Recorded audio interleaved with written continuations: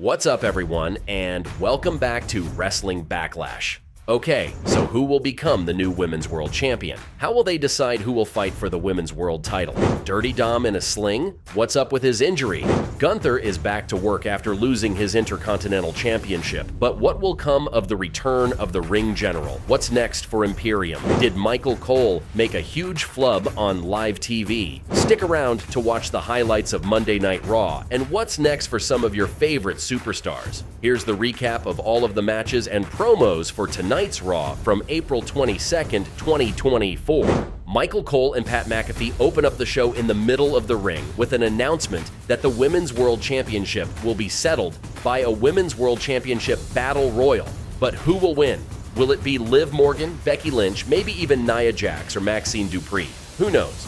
The first promo of the night has Pat McAfee and the rest of the Ohio State crowd on their feet yelling, "Yeet!" Main event, Jey Uso walks down the ramp and gets the crowd hyped up in the only way he knows how. It sure does help that Pat McAfee is getting all into the action. Jey Uso was just getting yeet up or warmed up to only get his promo interrupted by the new World Heavyweight Champion, Damien Priest. The title looks pretty damn good around Priest's shoulder if you ask me. Priest goes on to tell the story about the time Jey Uso beat up on him so bad last year and told him that he earned his respect that night. But Damien pretty much laid it out there that Jey will be the guy the company decides to put out on him first to show his title means something.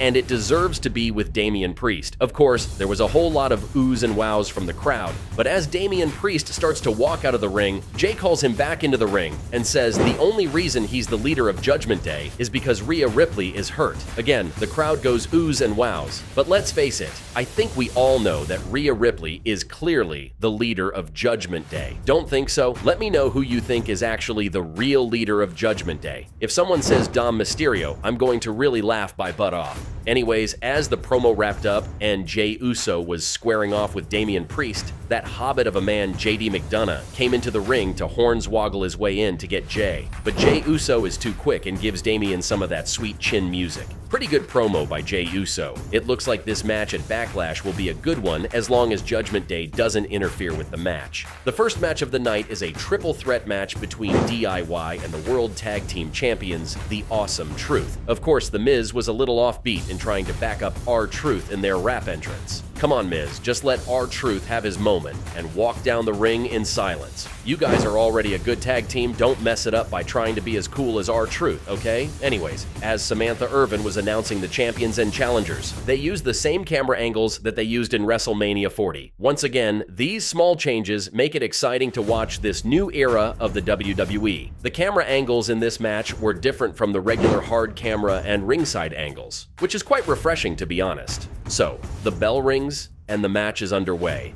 Anyone have an idea of how R-Truth is going to get Little Jimmy to tag into the match to pin Johnny Wrestling? Well, of course, Little Jimmy, or Little Timmy, didn't get a chance to get into the match, but R-Truth did try to use the finishing move of his favorite childhood wrestler and hero, John Cena. But the five-knuckle shuffle didn't work, and Johnny Gargano gives the loudest super kick that I've heard in a while. Spit flying outside of R-Truth's mouth. What a complete sell by him. Ciampa tries to pin Truth after the pedigree, but he kicks out just in time before the 3 count. An explosive last minute of the match ended with Awesome Truth performing a truth-crushing finale, and Awesome Truth retained their titles. Great title defense for these tag team champions.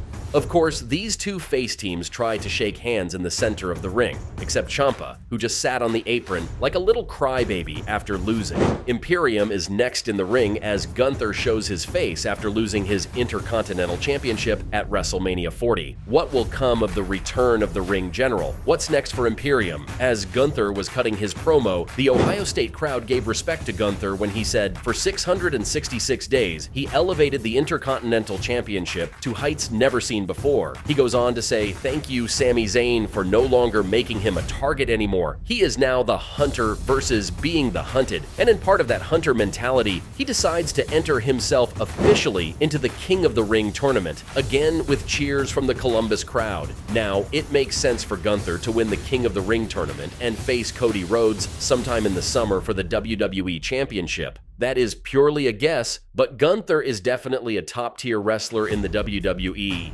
and it makes sense for them to push him to the top after Backlash and sometime before SummerSlam. Don't think so? Let me know in the comments section below what you think the WWE has in store for the ring general Gunther. As Gunther was wrapping up his promo, the New Day came down to the ring and offered their own 2 cents to Gunther's thoughts. Long story short, Xavier is the reigning king of the ring and proceeded to clown Gunther, asking him, "Where your gold at, Gunther? Where your gold at? The Imperium and New Day tag team rivalry is back, and I have to say, these 2 tag teams work very well together. The pace was good, the chemistry was good, and the crowd was into the match." Overall, it was an entertaining match to end the first hour of Raw, but the best part of the match was actually after the match.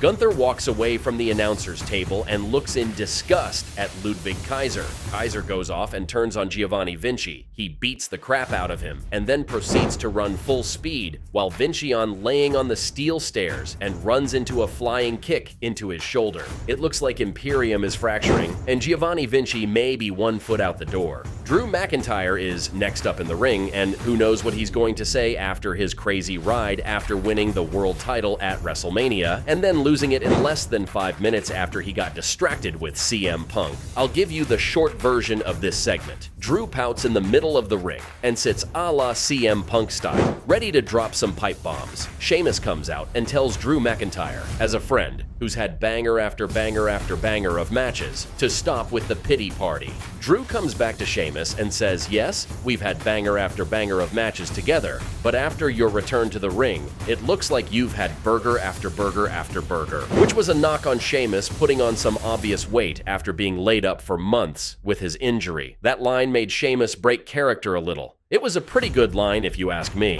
but McIntyre moved outside the ring to sit with the announcers and watch the match between Sheamus and Nakamura. Did anyone else catch Michael Cole make that flub as they were heading to commercial break? He announced for the first time ever, "It's McIntyre versus Sheamus next." I think we all knew what he meant, but I'm sure Cole was thinking about McIntyre as he was making his way to the announcer's table. But it was odd to hear Michael Cole make a mistake on commentary, since he is so spot on pretty much all of the time. We are all human and make mistakes, I guess. Anyways, the Sheamus versus Nakamura match was good, not great. Vintage Sheamus moves from the Celtic Warrior, Nakamura selling like he should, and McIntyre watching intently from outside the ring. Sheamus wins the match, and all is well on his comeback. Chad Gable cuts his promo on why he attacked the Intercontinental Champion Sami Zayn. If you didn't see what happened last week, click the link here on the top right corner to see the highlights. Anyways, Chad Gable proceeds to tear down Alpha Academy one by one. Looks like Alpha Academy is heading towards a crossroads. Will they or won't they help Chad Gable get the Intercontinental Championship? The next to last match is a tag match between Andrade and Ricochet versus the Judgment Day's J.G. McDonough and Santos Escobar from Legado del Fantasma. Now, I don't know where this storyline is going, but it seemed mix-matched if you asked me. I could have done without this match and given the women's match in the main event more time, like a whole hour to do their battle royale. What do you think? Did you like this tag match, or was it just blah? Let me know in the comments section below. The crowd kept busy by chanting to Dominic Mysterio, "Shave your mustache," which was quite funny. Andrade saves the match and pins JD McDonough to win the match. Of course, Judgment Day comes in to handle business after the match and destroy Andrade and Ricochet. The main event of the night is finally up, and the Women's World Championship Battle Royal was underway. These 14 women fought hard for over 30 minutes for their chance to be the new Women's World Champ. The final 3 women of the Battle Royal were Nia Jax, Liv Morgan, and of course, Becky Lynch. Nia gave away Samoa drops like they were candy, but Becky and Liv held strong, trying to eliminate the irresistible force. Now I have to admit Nia Jax performed very well in this match, better than she usually does. But unfortunately, Nia was eliminated when she tried to do a double eradicator. Liv gives Nia a code breaker, and then Becky gives Nia a leg drop to eliminate her. And then there were 2. Liv Morgan and Becky Lynch are the final 2, and they fight and fight and fight on the apron of the ring. Becky Lynch finally gives Liv a choke slam to get her to the outside of the ring to win her 7th World Championship. The show goes off the air with Becky Lynch celebrating with the WWE crowd, making a whole lot of grown men and little kids happy they had a chance to celebrate with the man. Thanks for watching, and don't forget to like, subscribe, and leave your comments in the comments section below. We will see you later this week for our SmackDown recap.